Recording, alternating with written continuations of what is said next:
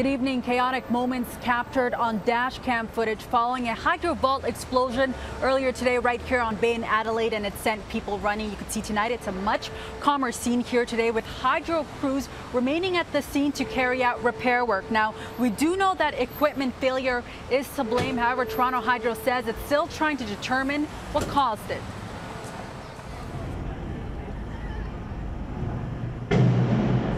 No, it was one lady, I think it was the top of the smoke, and she ran, everybody ran.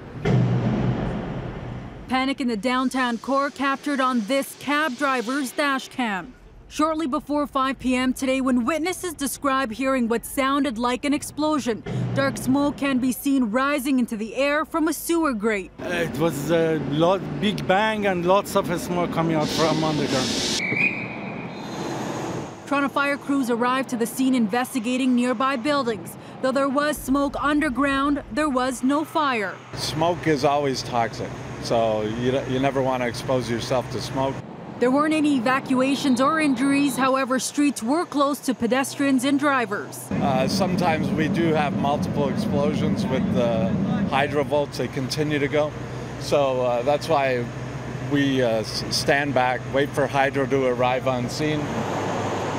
As crews arrived to the scene, Toronto Hydro discovered 2 of its feeders, thick cables that distribute electricity, were affected.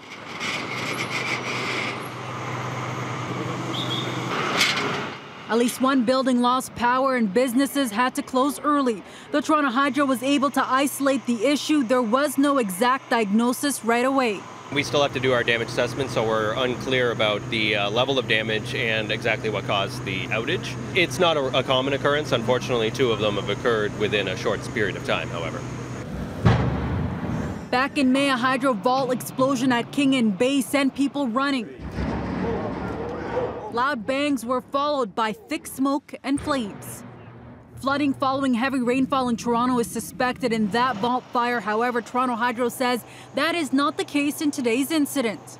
Underground crews worked throughout the evening to replace the damaged equipment. What we're trying to do right now is make sure that nobody is affected by this outage, switch people over as best as we can, isolate it, and make sure that we can repair it without any impact to our customers downtown.